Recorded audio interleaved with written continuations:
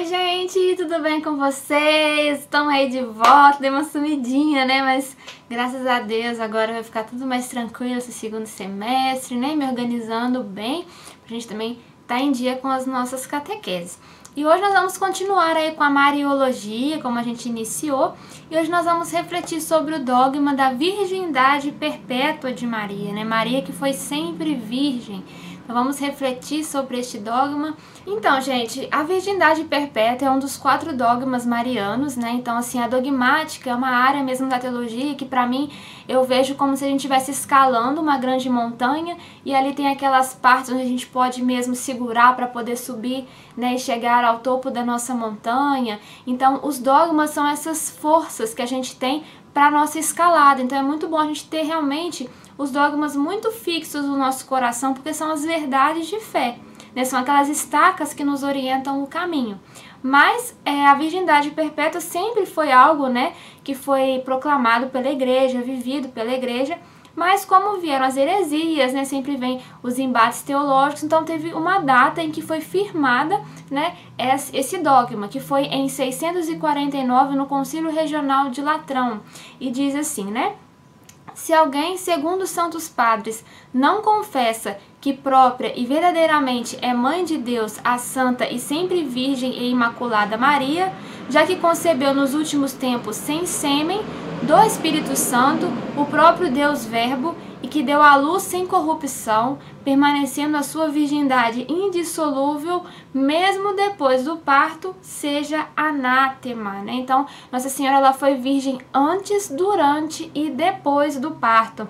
Tem uma expressão também grega, né, que é bem conhecida sobre essa questão da virgindade, que é aipartenos, né, que fala sobre essa questão de que Nossa Senhora foi sempre virgem. Então, vamos analisar então primeiramente que Maria foi virgem antes do parto. Ser virgem antes do parto, isso é muito tranquilo, né, de analisar biblicamente, como a gente vê lá em Lucas 1, 25, 26. E no 6º mês foi o anjo Gabriel enviado por Deus a uma cidade da Galileia chamada Nazaré, a uma virgem desposada com um homem, cujo nome era José, da casa de Davi, e o nome da virgem era Maria. Então Nossa Senhora, né, ela era virgem antes do parto, uma virgem desposada com um homem. O que significa ser desposada? É como se Nossa Senhora já fosse prometida a casamento a São José, porque o casamento naquela época ele era feito em 2 partes, né? É como se fosse o noivado e depois o habitar juntos, mas o noivado já era mesmo ali um compromisso mesmo que já iria ter o casamento, né? Então ela já estava neste caminho, ela já era desposada de São José e uma virgem desposada. Então é muito tranquilo a gente analisar. E lá em Isaías 7,14 também tem uma profecia que prefigura Nossa Senhora, que diz assim: portanto, mesmo o Senhor vos dará um sinal, eis que a virgem conceberá e dará à luz um filho, e chamará o seu nome Emanuel, né? Deus conosco. Então a virgem conceberá e dará à luz. Então Maria foi virgem antes do parto. Uma outra questão do dogma é que Maria também foi virgem durante o parto, ou seja, durante o parto, né, de Jesus ali, de Nossa Senhora, Nossa Senhora permaneceu virgem, ou seja, conservou o ímen mesmo, né? Não foi ali rompido o ímen. Então Nossa Senhora ela também permaneceu virgem durante o parto. É como os santos falam, né? Que, por exemplo, a luz do sol ela passa o vidro sem quebrar o vidro, né? Então assim, da mesma forma, Jesus também passou por Maria sem romper o ímen. E a gente vê isso em vários momentos, por exemplo, na ressurreição, por exemplo, Jesus ele transpõe as portas, né? Como diz lá em João 20, 19. Chegada, pois, à tarde daquele dia, o primeiro da semana, e cerradas as portas onde os discípulos, com medo dos judeus, se tinham ajuntado, chegou Jesus, pôs-se no meio e disse-lhes: a paz esteja convosco, né? Então Jesus ele transpassa também as portas na ressurreição e ele ressuscita com um corpo glorioso, né? Até que Tomé toca nas chagas, né? Jesus come peixe com os discípulos. Então realmente tem essa faculdade, né, Jesus, de transpor as portas. Uma outra análise também que nós vemos, né, sobre a questão do parto de Maria é que o parto de Maria, se você for analisar biblicamente também, lá na questão da manjedoura, no Natal, foi um parto muito assim, diferente, né? Foi um parto sobrenatural, porque Nossa Senhora mesma deu à luz, já envolveu Jesus ali nas faixas dos linhos, né? E uma das consequências do pecado original seriam esses traumas que acontecem durante o parto, né? E Nossa Senhora, ela foi privada disso. Ela foi realmente, teve ali o parto de Jesus de uma forma muito elevada, muito sobrenatural. Ela mesma ali que conseguiu, né, dar a luz a Jesus, já envolveu em faixas, mostrando também que ela não tinha as consequências do pecado original por ser imaculada e por ter sido um parto mesmo sobrenatural. Ou seja, esse passar as portas, né, sem romper com essa integridade física do ímen, que a gente vai analisar numa reflexão mais ao fim do vídeo. E Maria também continua virgem depois do parto. Então, depois do parto, Nossa Senhora continuou virgem. Ela é sempre virgem, a Virgem Maria. Então, ela não teve relações sexuais, ela não teve mais filhos. Nós vamos analisar isso também biblicamente, né? Jesus, ele é o único filho de Maria. Você pode olhar na Sagrada Escritura, em todos os locais que você quiser, que sempre fala às vezes dos irmãos de Jesus, os supostos irmãos de Jesus, mas nunca filhos de Maria. Por quê? Porque realmente Maria não teve mais filhos, né? Quando fala-se de irmãos de Jesus, é porque também pelas questões de tradução bíblica, naquela época não havia a palavra primos. Então os primos de Jesus, eles também eram chamados de irmãos. Dos versículos, né, que o pessoal usa para atingir Maria às vezes nessa questão, por exemplo, lá em Mateus 12:46 ou Lucas 8:19, que fala assim: e foram ter com ele sua mãe e seus irmãos e não podiam aproximar-se dele por causa da multidão. Aí fala Maria, né, sua mãe e os seus irmãos, né, os filhos de Maria, não, são os irmãos de Jesus, os primos, né? Ou então, como eu falei em 1 Coríntios 15:6, né, depois foi visto, né, Jesus uma vez por mais de 500 irmãos. Então, será que Jesus teria 500 irmãos biológicos, né? Como assim, né? Nossa, 500 irmãos? Mas por que também que essa questão dos irmãos de Jesus? Jesus fala lá em Mateus 12:48-50. Qualquer que fizer a vontade do meu Pai que está nos céus, este é meu irmão, irmã e mãe, né?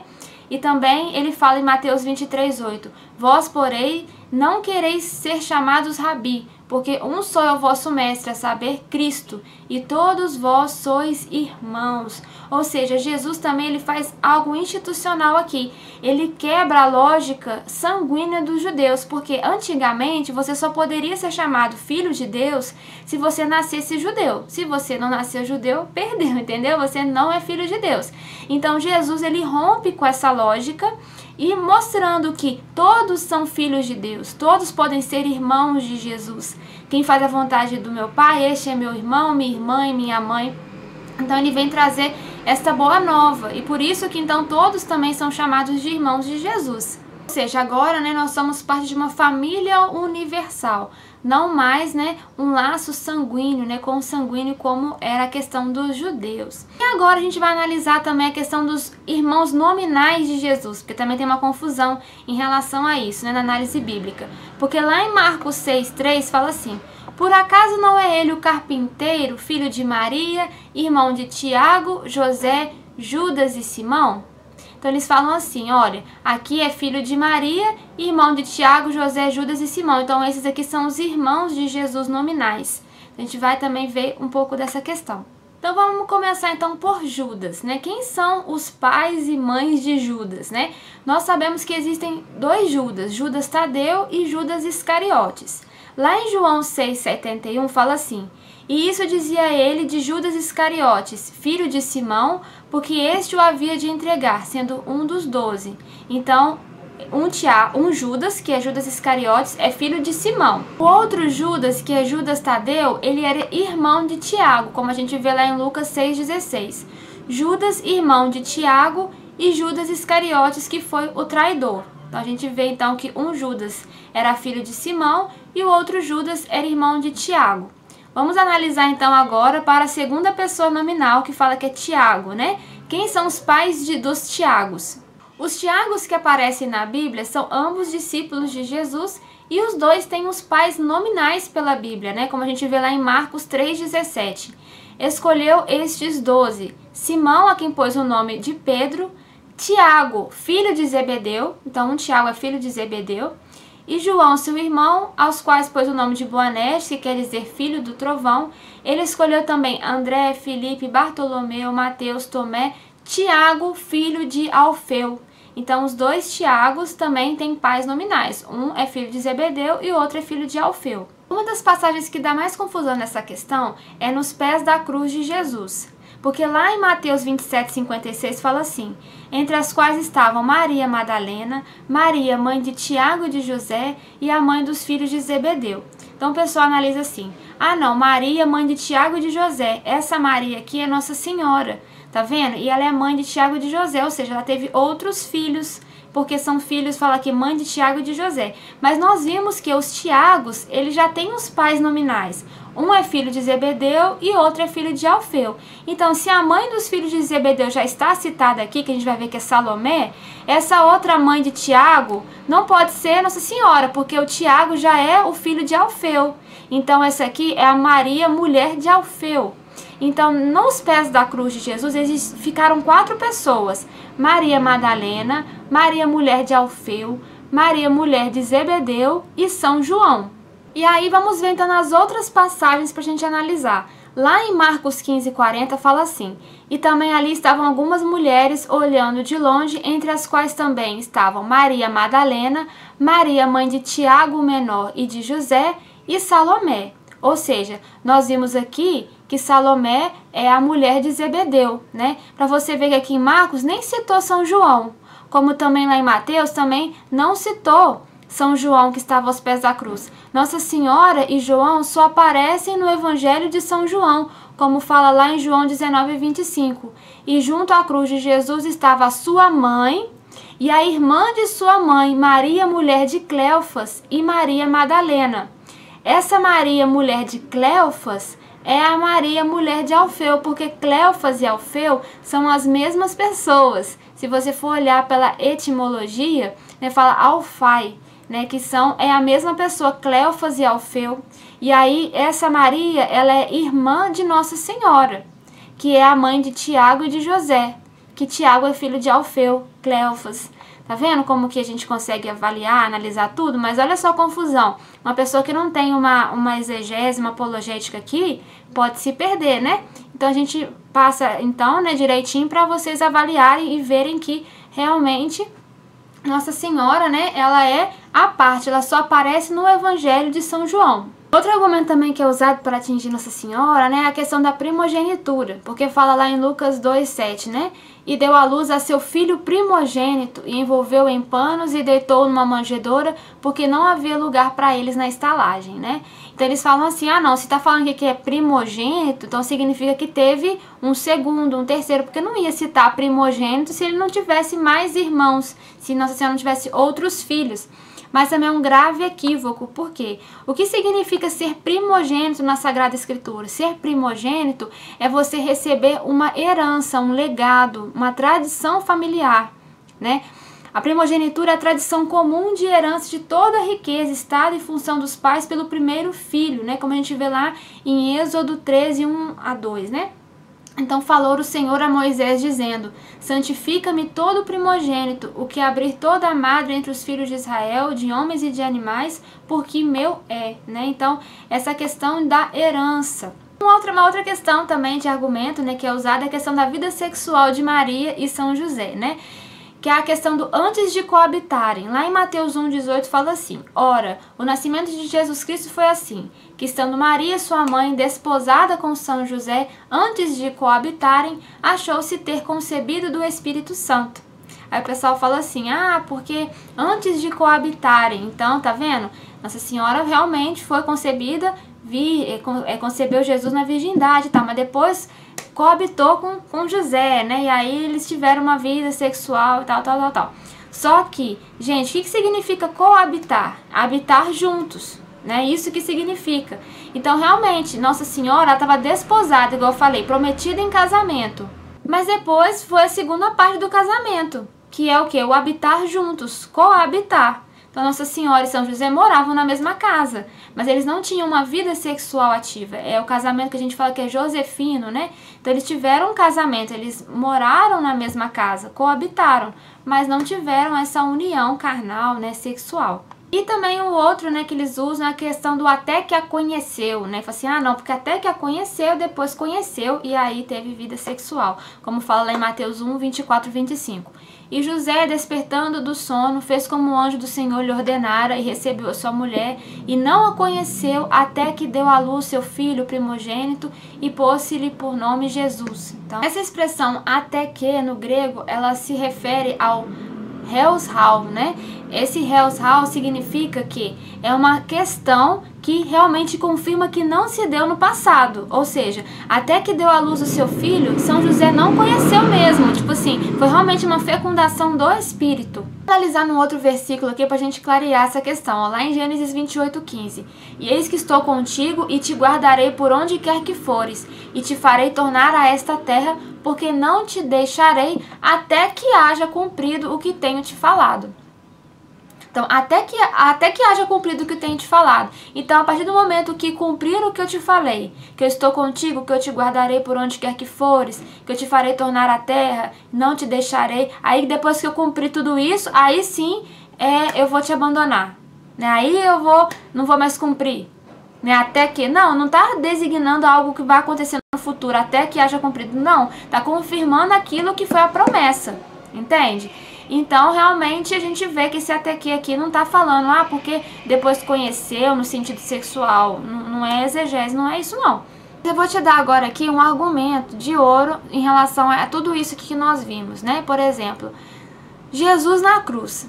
Ele estava no ápice da sua dor, no ápice da sua paixão. E aí ele entrega Nossa Senhora a São João, né? Filho, eis aí tua mãe, mãe, eis aí o teu filho. Então, quando alguém te questionar essa questão da virgindade de Maria, você faz a seguinte questão, a seguinte reflexão para a pessoa te responder. Primeiro, eles não têm uma consciência eclesiológica, ou seja, que Maria é nossa mãe e que Maria é mãe da igreja. Então, este dar Maria a São João, por que Jesus fez isso? No ápice da sua dor, a sua riqueza que ele tinha, ele entregou para São João. Por que ele fez isso? Se não tem sentido eclesiológico para eles nessa reflexão. Agora, uma questão histórica. Naquela época, uma mulher que ela ficasse sem um homem para acompanhá-la, ela se tornava uma viúva à margem. Naquela época não tinha aposentadoria, não tinha nada, auxílio, governo, não tinha nada disso, né? E as mulheres sempre precisavam de um homem para poder ampará-las. E São José já tinha morrido na época que Jesus sofreu sua paixão. Então, se Nossa Senhora tivesse mais filhos homens, Jesus não precisava ter se preocupado em dar Maria para São João, porque ele sabia que haveriam homens que ali acompanhariam Nossa Senhora. Ele sabia que existia já uma família formada, que Nossa Senhora não ia ficar à margem, como uma viúva abandonada. Mas Jesus lembrou que isso poderia acontecer. Então ele entrega também a São João. Por quê? Porque Maria não teve mais filhos. E aí fala, a partir daquela hora, João recebe Nossa Senhora na sua casa. Ou seja, Maria começa a morar com São João. Então esse para mim é o melhor argumento que tem da virgindade perpétua. Mas a gente passa tudo aqui para vocês para clarear, né? Claro, se vier uma apologética, alguma questão de defesa, né? Esse também está todo em PDF, você pode baixar para você ter aí também, para levar para sua catequese, para alguma discussão que porventura possa acontecer. Mas realmente, gente, Nossa Senhora foi sempre virgem. Agora fazendo uma reflexão espiritual. Por que é importante a gente saber que Nossa Senhora foi sempre virgem e tal? Primeiro porque ela é toda pura mesmo. Então assim, realmente, gente, a virgindade é um valor espiritual. Então assim, realmente o valor físico, ter um ímen, isso é importante espiritualmente para Deus. Né? Então assim, realmente a virgindade consagrada, por exemplo, né? A Sagrada Escritura nos mostra, por exemplo, Apocalipse 14:4, que existem pessoas que não foram contaminadas com mulheres, né? E também referência também à questão dos homens, né? Com homens e tal, e seguem o Cordeiro aonde quer que vá, né? São Tomás de Aquino diz, né? Sobre as coroas também que existem, né? Da vitória, né? Que é a coroa do martírio, aqueles que venceram o mundo, né? Então recebem o martírio, seja de sangue ou da ridicularização, né? A coroa a coroa da virgindade, aqueles que venceram a própria carne, né? E também a coroa do doutorado, né? Aqueles que venceram o demônio, né? Através da verdade. Então também tem essas coroas e também tem a coroa das virgens, né? Dos virgens também, né?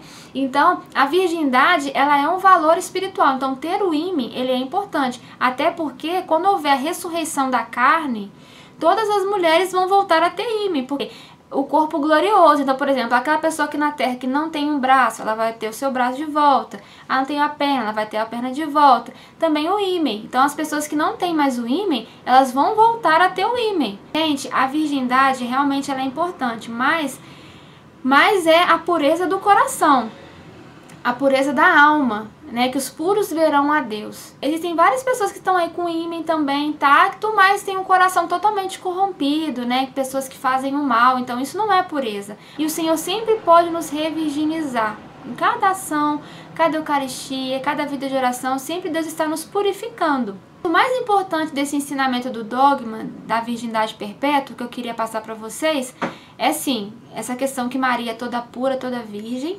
mas também que Nossa Senhora ela teve um ato heróico. Por quê? Antes dela conhecer São José, né, de ter toda essa revelação, né, de Deus, Nossa Senhora já tinha consagrado a sua virgindade no templo, né, quando ela era bem assim jovenzinha, ela já tinha consagrado a sua virgindade a Deus. E era interessante porque foi um ato heróico, porque naquela época a virgindade no Antigo Testamento, por exemplo, era visto com muito maus olhos, porque era como se houvesse uma maldição, um cargo de infertilidade, né? As pessoas choravam a sua virgindade, porque a bênção de Deus era passada pelo legado da prole, né? Dos filhos. Então Nossa Senhora faz esse ato de fé mesmo, ofertando-se a Deus, e aí vem toda a revelação também para ela, né? Hoje sim, a gente tem essa compreensão do celibato por amor ao reino dos céus, tem vídeo lá no canal, você pode ver. É porque hoje não é muito bem entendido, né? A questão da virgindade consagrada, muita gente fala que é uma coisa inútil, pra quê? Tá perdendo seu tempo e tal, né? Igual muita gente, essa semana mesmo, esses dias me questionaram, um católico praticante falou assim comigo, né? O que a sua vocação representa, né?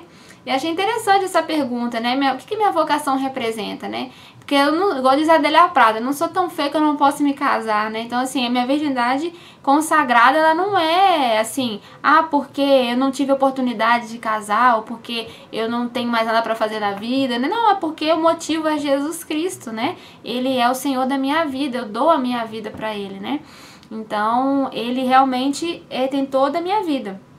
E Nossa Senhora, né, gente? Como é bom poder amar alguém com valor nobre como Nossa Senhora, né? Jesus, ele me salvou, ele me salva todos os dias, todos os minutos do dia, ele me salva, né? Mas como é bom a gente poder também estar sobre a guarda de Maria, estar sobre o manto de Maria, esse manto puro, esse manto que também é casto e que nos protege dos dardos inflamados do maligno, né? Então, assim, você pode ser casto e puro tendo vida sexual ativa, né? No seu casamento, né? No seu compromisso de fidelidade. Por quê? Essa aqui é a mensagem que eu queria deixar para vocês, que Nossa Senhora, ela cumpriu com o seu voto, porque ela já tinha feito o voto no templo. Então, você também viver uma proposta de castidade, mais do que uma questão de fé, também é uma questão de caráter, porque você também preza, também fala, né, a fidelidade, que antes ao outro é por você também, né? Então, assim, essa questão da fidelidade, né, que Nossa Senhora nos ensine também. Ela tinha o livre-arbítrio. Eva também era virgem, e mesmo assim ela falou não, né, para Deus. Mas Nossa Senhora disse sim, e ela conservou a sua vida, né, imaculada, pura, que ela possa nos ensinar, né, a sempre amar mais Jesus, a nos conservar também na graça de Deus, tá bom? E essa é a minha mensagem, e espero que vocês tenham gostado dessa catequese. Qualquer dúvida vocês podem me mandar também, tá bom? Fica aí no gostei, deixe seu comentário aí pra gente e também se inscreva no canal para você receber todos os nossos vídeos e não perder nenhum dos nossos estudos, tá bom? E se você gostou, divulgue para os seus amigos para que mais pessoas possam também conhecer a verdade de Deus e também se aprofundar aí nos caminhos que nos levam ao céu, tá bom, gente? Ó, um grande beijo para vocês, graça e paz.